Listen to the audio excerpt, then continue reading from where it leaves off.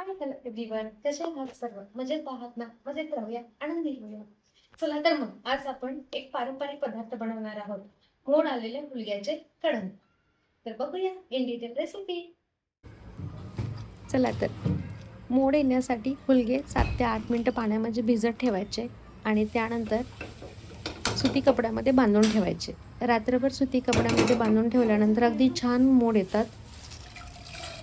आता हे मोठ आलेले हुलगे आपल्याला शिजवून घ्यायचे आहेत. त्यामध्ये मी थोडंसं हळद आणि मीठ घालून 6 ते 7 शिट्ट्या अगदी मंद आचेवर काढून घेते, म्हणजे हुलगे व्यवस्थित शिजले जातात. आता हुलगे शिजत आहेत तोपर्यंत आपण फोडणीची तयारी करूया. त्यासाठी मी आलं लसूण मस्त उकळामध्ये बारीक करून घेते.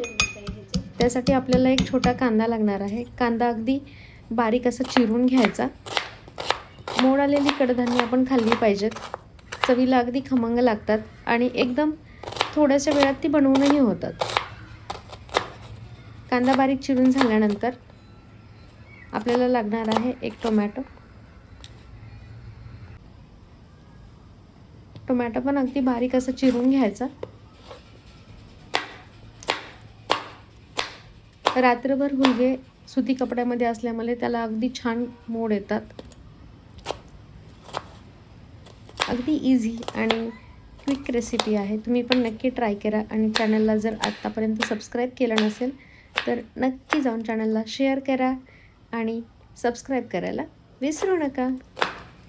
तोपर्यंत चला, माझा कांदा आणि टोमॅटो चिरून तयार आहे आणि आपल्याला थोडीशी कोथिंबीरही घ्यायची आहे. अगदी हिरवीगार आणि लुसलुशीत अशी कोथिंबीर मी इथे चिरून घेतलेली आहे.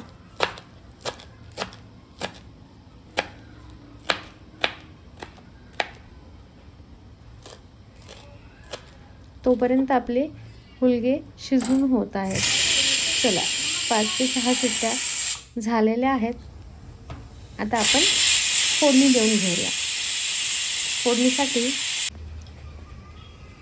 तुम्ही बघू शकता हे साहित्य आहे.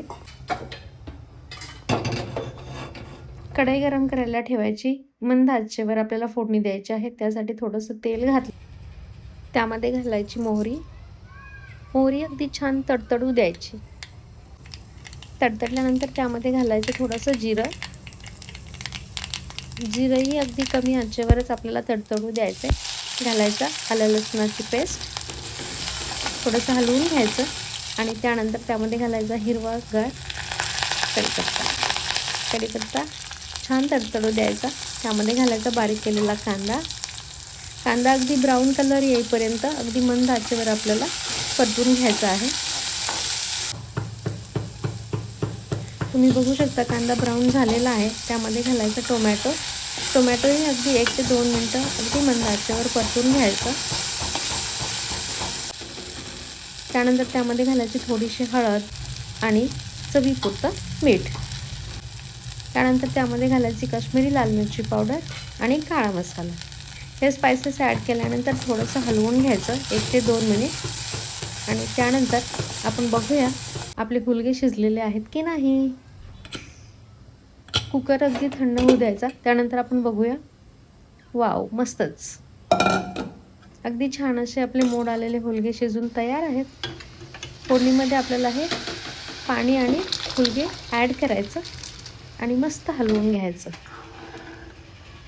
तुम्ही बघू शकताय आपली हुलग्याची भाजी खूप छान अशी तयार आहे.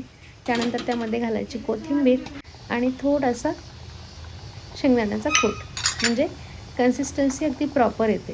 तुम्ही बघू शकता भाजीला अगदी छान कन्सिस्टन्सी आलेली आहे.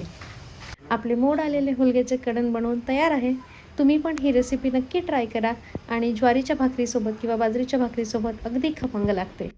चॅनलला जरूर शेअर आणि सबस्क्राईब करा. बाय.